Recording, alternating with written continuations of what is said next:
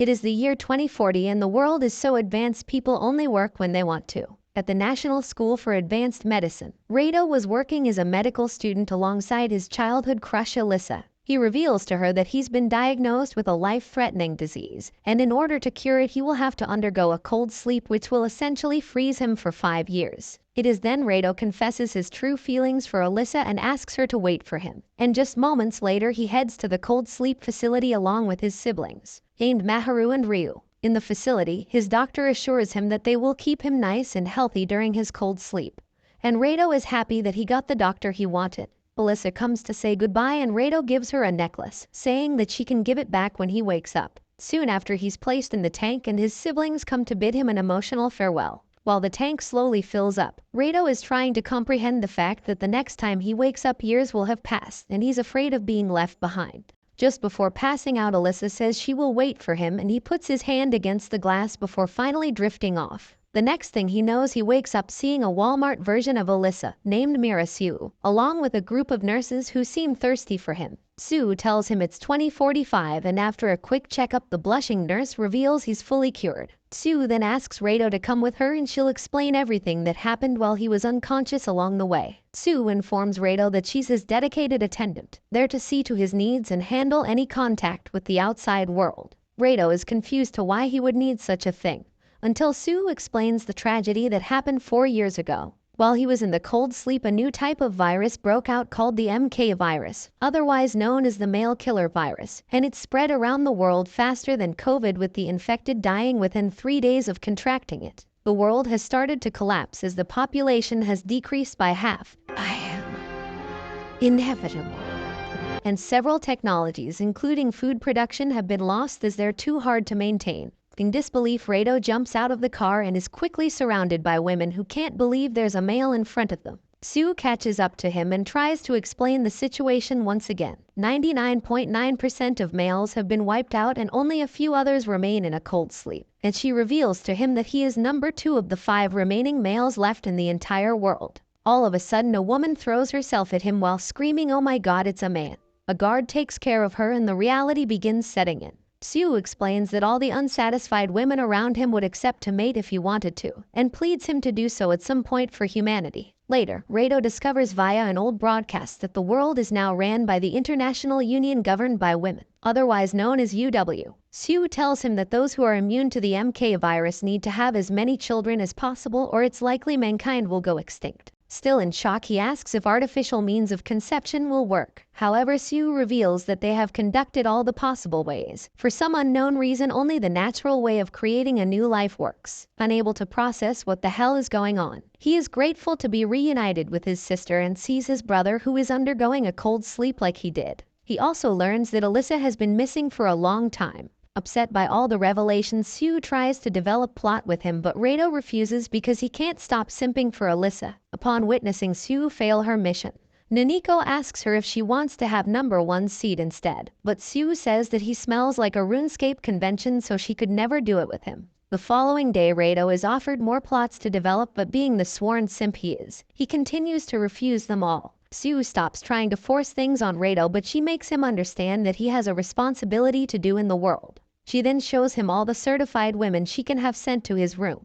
But after realizing the gravity of the situation, Rado asks her to give him just 1 month to find someone, his childhood crush who he's been drooling over ever since he can remember. Even though he's been granted 1 month to find Alyssa, Sue will still send girls to his room every night anyway. If he's so sure about saving himself for Alyssa, their advances will surely fail. Meanwhile, number 1, whose name is Hino, is having the best time of his life. Before long, Naniko arrives for him to do his work, and to his surprise, he can even choose the actress he was literally just drooling over on TV. That said, Hino did not waste any time and got to saving humanity. Elsewhere, Rado, Maharu and Sue are enjoying their meal. When Rado asks her why she's eating a lot, Sue tells him that it's because he starved her last night. She also informs him that there will be more people who will join them to secure his welfare. Soon after, Hino meets Rado for the first time and he tells Rado to just enjoy this new life to the fullest, thinking he must be stupid for not taking this miracle opportunity they've been blessed with. When Rado takes a shower to relax and take everything in, the girl Sue said she would send arrives and creeps up on Rado. She tries her very best to wear him down and she was almost successful. But being the stubborn little white knight he is, Rado couldn't accept with Alyssa still in mind.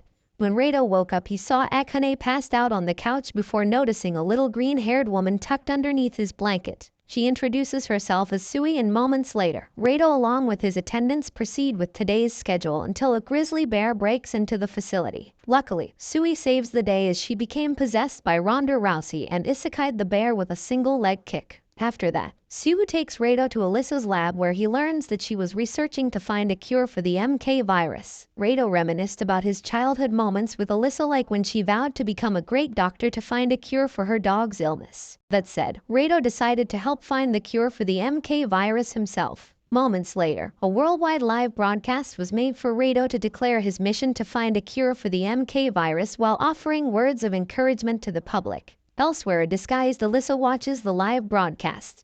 On the other hand, Maharu tells her brother how reckless it was to do the live broadcast as attracting attention from the whole world brings danger. Not long after, Alyssa reveals that the MK virus was not natural but a man-made one, according to her findings. Later on, Rado reunites with Sue who's enjoying her pie, and later apologizes to her for being stuck with a beta male loser like him. At that moment, Sue realizes how kind-hearted Rado is, despite being unreasonable with his seed. Meanwhile, the heads of the facility start saying shady things about number 2, as it turns out they didn't like his declaration speech of finding a cure. On the other hand, they praise how number 1 is doing a great job by developing many plots. But due to the build-up of frustration with number 2 and his attendant, they agree to awaken number 3 to make up for number 2's shortcomings. One of the leaders tells a young lady named Karen to prepare herself because her mission is about to begin, as number 3 will be awakened soon.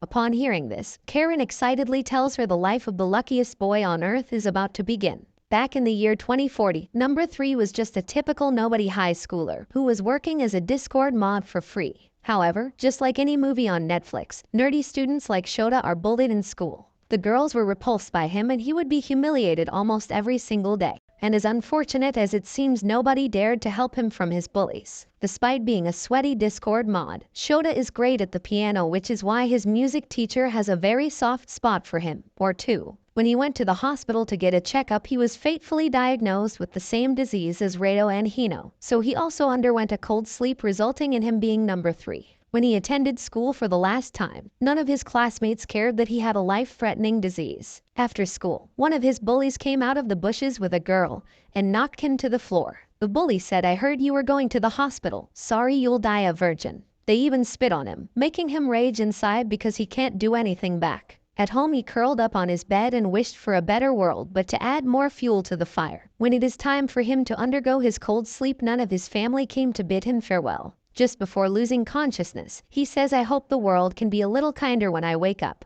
Back to the present, Shota is finally awakened and Karen gives him a warm welcome, introducing herself while simultaneously freaking him out. Karen informs Shota that his father is also safe, but he is currently in deep sleep. When Shota asks about his mom and sister in America, Karen tells him that the scope of information she can gather is limited to Japan only. Unlike Rado, Shota is more relaxed after finding out everything that happened while he was gone, probably because he was always a victim. "You're a victim!" Karen introduces him to the class, and while sitting down, he dwells on the fact that the entire male population is pretty much gone. But soon he will realize this is the best thing that could have happened for a helpless beta like him. After their morning class, he goes to meet his music teacher, who is over the moon to see him. She doesn't waste any time and asks if he's free tonight. During PE class, Karen informs Shota on the best choices for him, starting with Hiragi Shunka, who is toned and petite. The next one is Natsu-chan. She comes from a loaded family and has a massive heart. And last but not least is Akira, the volleyball player, who's got some volleyballs of her own. What do you mean by that? When night arrived, Shota went to his music teacher's room and upon entering he saw Ms. Yuzuki, who was in her nighttime fineries. Before long she starts developing a plot with Shota that he cannot resist. The next morning, Natsu-chan starts making her move on Shota by asking him about his favorite music. Shota is enjoying Natsu-chan's riz when Shunka butts in their conversation, annoying her thirsty classmate. Upon her spot being taken, Natsu-chan pinches Shota and leaves. Later that day, Shota visits the volleyball team where he sees a tiny woman called Chifuyu. Upon watching them play, Akira spikes the ball so hard that it hits Chifuyu's face. Unfortunately, the impact was so strong that ball-kun flew all the way to Isekai Shota but failed. After seeing what she has done, Akira profusely apologizes to Shota. He eventually goes to the nurse's office like the little wimp he is and later gets his swollen forehead kissed by Yuzuki, who claims that her kiss has healing powers. After she asks Shota if the character development they did upsets him, he tells Yuzuki that he is a man of culture and he's happy he developed plot with her. Yuzuki became so happy upon hearing this she started developing another plot. Meanwhile, one of the leaders asks Karen about Shota's progress, to which she relays that he's getting along nicely. On a beautiful morning, Shota wakes up in Yuzuki's room. She prepares breakfast for him and the little rat watches. He can't believe how life has turned out. One minute he was a repulsive Discord mod. Now he is the only male in the world, as far as he knows. As the day continues, Karen takes Shota to the school swimming pool. Karen tells him that since he woke up from a cold sleep, he needs to have good exercise. The class proceeded with their warm-up exercise, where he had an eye-to-eye moment with Shunka. Soon after, when he is done swimming, he talks to Chifuyu, who is acting almighty as expected. Akira then arrives to apologize for what happened earlier, but Chifuyu embarrasses her in front of Shota. Suddenly, Natsu-chan's speed in the swimming race is announced, which impresses Shota, making Akira jealous. When night arrives, Yuzuki informs Shota that she has some work to do, so they cannot continue their 2-week streak of developing plots. All of a sudden, Shota hears a knock at his door and is surprised to see Natsu-chan standing there. Karen informs him that he has to share the room with her for a week, and after it will be a different girl. The next morning, Natsu-chan begins her advances by forgetting how to wear her own plot armor. Later at the school cafeteria, Natsu-chan didn't talk to Shota, which surprisingly bothered him a lot. Instead, Shunka took the opportunity to make a move. The following evening, Shota's music teacher can't make it again, so he has to stay with Natsu-chan for another night. It didn't take long for the two of them to share a bed, and Natsu explains how her future husband and father died to the MK virus. But even so, ever since she laid eyes on Shota, she knew she loved him. After hearing that, Shota can no longer resist her kindness and develops a plot with her. The next day, we see Reito is featured on the news regarding his mission, and as expected, women of all ages admire him. His fans even wait for him outside the facility. That said, Sue offers Reito more choices, but he immediately refuses and asks where his sister is. Sue then reveals that his sister often stays in the refugee area. Elsewhere, Shota wakes up with Natsu-chan and they drink water like completely normal people. Meanwhile, Hino meets with Reito to show him that he will become a father soon. Reito tells him that he cannot imagine being a father, but Hino encourages him to stop being a simp and do it. If not for himself, for humanity. On the other hand, Shota apologizes to his teacher for what happened with him and Natsu-chan. However, his teacher says that it's okay because she knows there isn't enough males to go around.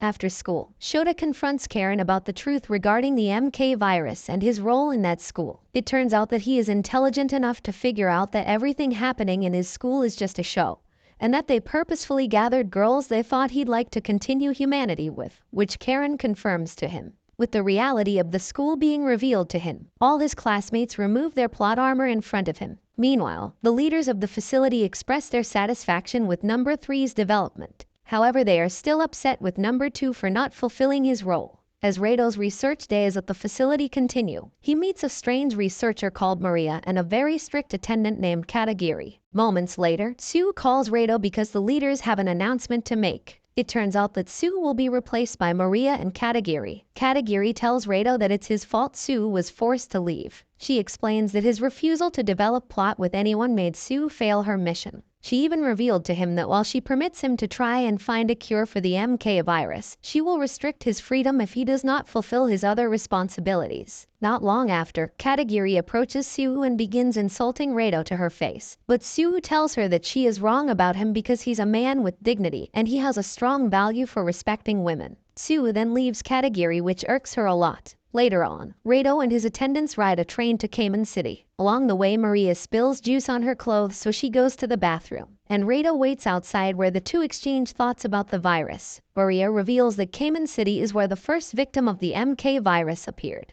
When they arrive at their destination, Rado's attendants are happy with the place they're staying. However, Katagiri and Maria start getting on each other's nerves. While Rado is enjoying his moment of peace and relaxation in the hot spring, his attendants decide to disturb him and make it even hotter. The following day, they all go to the hospital to meet Taniguchi, a granny who is as grumpy as ever. She refuses to talk about her husband, especially after the doctors treated his body like it was a lab rat. When Rado asks her what he can do for her to cooperate, the old lady tells him to develop a plot with her. However, she immediately takes her words back. Oh no, wait.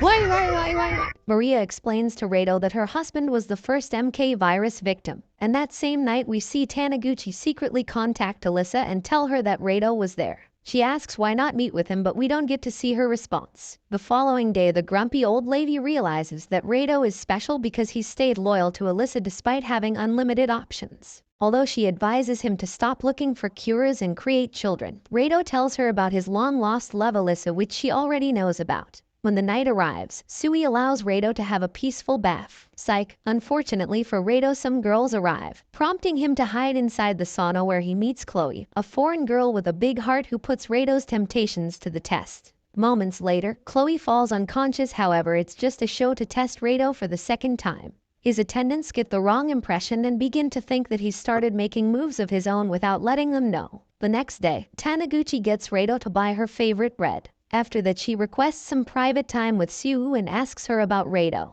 After gaining the trust of the grumpy old lady, she decides to give Rado the information he wants. That night, Taniguchi talks to Alyssa and tells her to meet Rado before it's too late. She wants to be with Rado but is determined to find a cure. She explains that even if Rado falls in love with someone else, she will still love him the same way. Not long after, an unknown person poisons Taniguchi, causing her to go into a coma. Rado and his attendants are shocked and devastated to hear the news, but Taniguchi left something behind she wanted Rado to have, if something were to ever happen to her. Without wasting any time, Rado and his attendants go to the hospital where Taniguchi's husband was brought to after he was infected, the place where the virus officially started. Rado along with Sui and Maria explored the creepy abandoned hospital. While the two were having a serious conversation, Sui interrupts them with her scream. Meanwhile, Hino continues to develop plots with more and more women he's drooled over in his life. Elsewhere, Katagiri is confronted by Akane because she suspects her of poisoning Taniguchi. While Rado and his attendants are on the train back to the facility, they come across the school where Maria's sister studies. Meanwhile, Hino takes a ride outside because he wants to get a girl from the refugee place, and none other than Maharu catches his eye.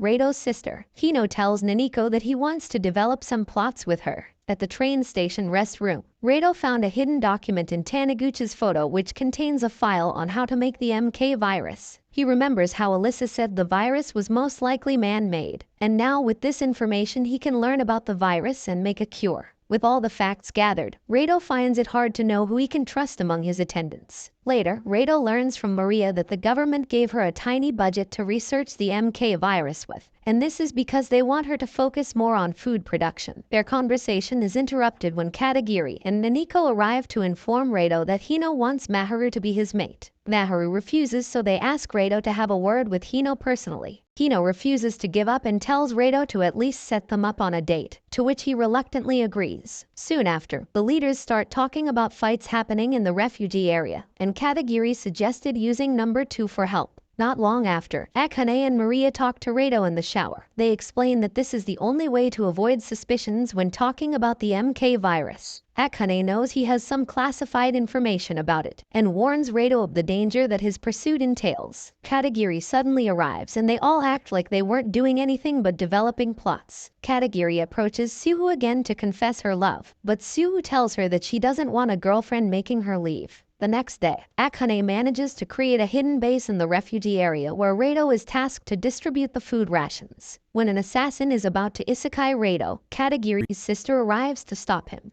The next day, Hino is having a date with Maharu along with Rado in the facility. Despite Hino's effort to rizz her up, Maharu is not interested at all. Back in the refugee area, Rado and Maria discreetly continue their deeper study of the MK virus when Akane arrives with her zombie mask to scare Sui. Maria then finds a piece of damning information about her colleagues and many other capable professionals with relevant knowledge and skills to find a cure. It turns out that all of them had gone missing at the same abandoned hospital where the first infected victim was taken. Back at the school dorm, Natsu-chan wants to make the most out of her last day with Shota but fails because he's not in the mood. When Shota thought of escaping, Karen was there to confront him. The following day, the high school girls decide to have a draw to determine who among them would develop a plot with Shota. The girl who won the quick draw, called Erika, is happy she won, but unfortunately her presence reminded Shota of his bullies 5 years ago, so he ended up hiding from her. Shunka follows him and they end up talking about how they were both bullied before all of this happened.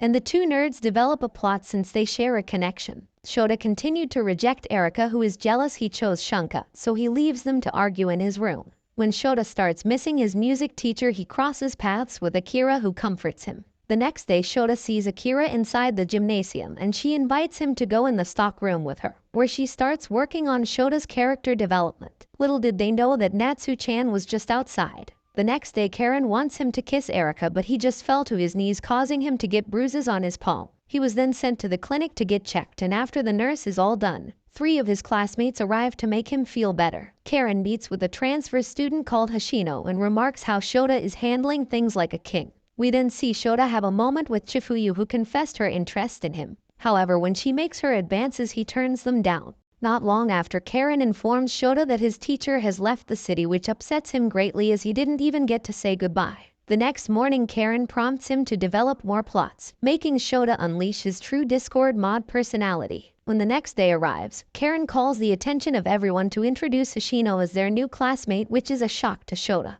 Hoshino was one of Shota's former classmates, and she was one of the people who didn't care and turned a blind eye to his bullying.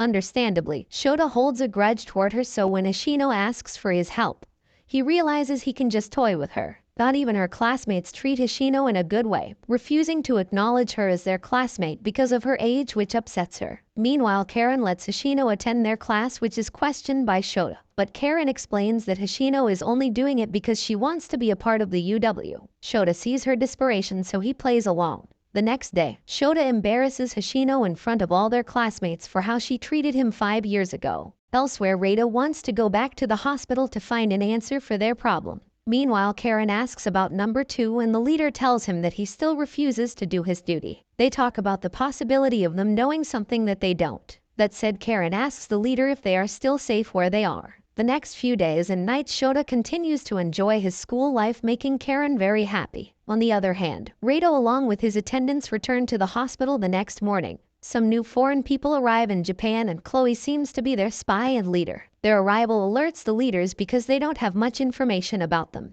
and enemies pose a great threat to their plans. The next day, Shota approaches the only girl in class that he has not developed a plot with yet. He invites her to his room, but she says that she can't make it because she's stuck at a red light, and this makes Karen become weary of her. When night arrives, one of the leaders asks Karen if everything is going well on her end, which she confirms it is. After, Shota's classmate who turned him down is called by Alyssa. She asks the girl if Shota accepted rejection and she says he did. The next night, Rado and his attendants explore the old abandoned hospital. Suddenly, Akane asks Rado about his feelings towards Sue, which makes her blush instantly. When Akane scares Sui with ghost fantasies, she accidentally destroys a thin wall. They decide to move forward and Rado notices that the vent is big enough to fit a person's body. Meanwhile, Sue observes from the facility's window, looking extremely sad for an unknown reason. Not long after, the foreign unit under Chloe's command arrive and the leaders greet them. Meanwhile, Maria and Rado enter the ventilation and make their way through when all of a sudden they see one of the leaders of the UW and her people below. But their weight was too much for the vent to handle, so it collapsed. Upon seeing them, one of the leaders gets mad and orders them to be sprayed with bullets. But to their surprise, she wasn't talking about them, as we see some enemies drop to the floor behind them. Chloe appears and introduces herself as the one in charge of the Department of Peacekeeping Operations of the UW World Headquarters. Chloe receives information about bombs being planted in the area, so they immediately evacuate the facility. Just when they've successfully escaped the area, the bombs start exploding one after another. The following morning, we see Shota playing some Discord mod fantasy games with his classmates. When night arrives, Karen has to handle the mad Hoshino when they hear an explosion. On the other hand, Chloe begins interrogating Rado as if he is the only male alive and draws her conclusion about what is happening. At the facility, the leaders have shown their true colors, and they even find out that one of them is a traitor, and an arrest is made for the manufacturing of the MK virus. With Chloe's information, many suspicious things began to unravel. She even informs Rado about Alyssa, who is currently with a group who opposes the UW's tyrannical rule. Upon hearing this, Rado begins wondering what truly happened to Alyssa. Elsewhere, Shota comes back to his room when all of a sudden a bomb explodes. Shota wakes up from a dream about his music teacher Yuzuki, and as expected, Karen is there to apologize for what happened. She further explains that the explosion was caused by a terrorist group that is against the UW. When suddenly the door opens because Shota's harem were extremely worried about him. Later that evening, Karen tells him that there is a spy in the school. She further informs him that he is not the only male survivor, as there are 4 others who survived just like him, which triggers his anxieties from the bullying he experienced from other guys. Karen tells him that she plans to bring him to Tokyo with her so he can stay in the UW headquarters. When Shota asks Karen what her true intention is, she reveals that she wants to be the most powerful person in the world, inspiring Shota to feel the same way. Alyssa's accomplice informs her that the security has become tighter, so she has to leave Cayman City as soon as possible.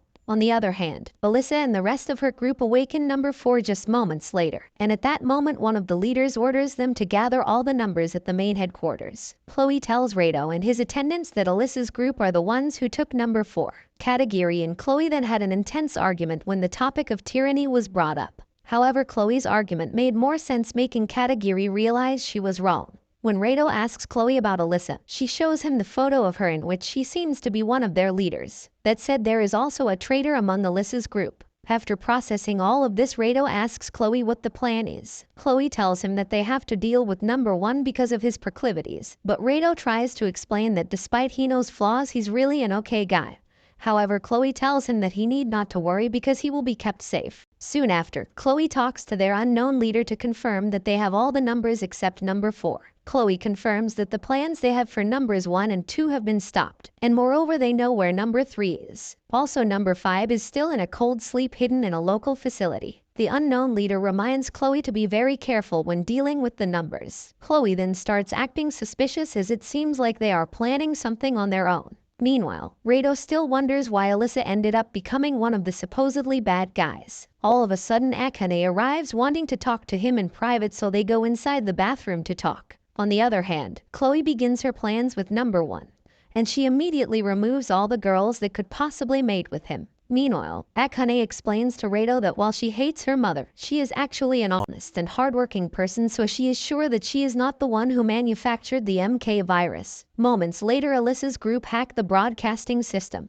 Alyssa then reveals all the lies behind UW as she shows number 4 to all the viewers worldwide, a man called Zen. Alyssa further reveals that the true intention of UW is to eradicate all men to create a new era of an all-women world. Rado immediately confronts Chloe on this information, but she manages to dodge the questions. After this, Chloe is contacted by the unknown leaders, who remind her again to be careful when dealing with Rado. After receiving some information from her mother, Akane suggests they leave Japan and reminds Rado to not trust Chloe. When they return to Rado's room, they meet a mature version of Shota along with his attendant Karen. It turns out that Shota was put into an aging machine to catch up with his actual age. And just like that, Shota changed dramatically. Shota and Karen join Rado to talk about the terror attack that happened recently. After that, Karen reunites Maria with her younger sister, Chifuyu. Not long after, Karen and Shota talk about Rado and Hino, and Karen informs him that Rado used to be a medical student, which explains his intelligence. Meanwhile, Rado calls Sue to talk about something in private, so they go inside the bathroom. With so many questionable things that happen, Rado convinces her to escape with him and find out the truth. When Sue asks him if he thinks she would not tell his plans to the UW, Rado says he trusts her without a doubt. However, Sue tells Rado that she cannot go and falls to her knees crying, revealing through her memory that she has been prepared at a young age solely for him. At that moment, Rado's resistance reached its limit and he was ready to develop a plot with Sue. However, Pope arrives and stops the plot from developing any further, and Rado along with Sue are placed under arrest. She reveals to Rado that he will be sent to America to keep him safe from danger, when all of a sudden Rado's attendants arrive to save him. Moments later, we see the headquarters have been alerted of what's happening. But Karen seems to have a plan of her own by making a deal with Chloe, in which she succeeded. Elsewhere, Rado is reunited with his sister Maharu, which they can't be happier about. Katagiri informs them of the escape plan and leads them to the ship that they will use to get away. Katagiri promises Rado that she will keep his brother safe while he's away. Before leaving, Rado thanks Sue and hugs her, telling her to stay safe, and promises he will come back for her. Moments later, Akane introduces Alyssa's accomplice to Rado, who reveals that they will meet Alyssa in Taiwan. Before long, Rado considers the possibility of Sue not being able to betray UW. Maharu then gives Rado a tablet that Hino uses to contact him. When Naniko asks if Hino wants to leave with Rado, he tells her that he can't abandon his children like the amazing father he is. Moments later, we see Shota taking an interest in a girl called Reina. Chloe, on the other hand, arrests Katagiri along with Sue for betraying the UW. Soon after, we see Karen giving Shota more options, and Reina is included.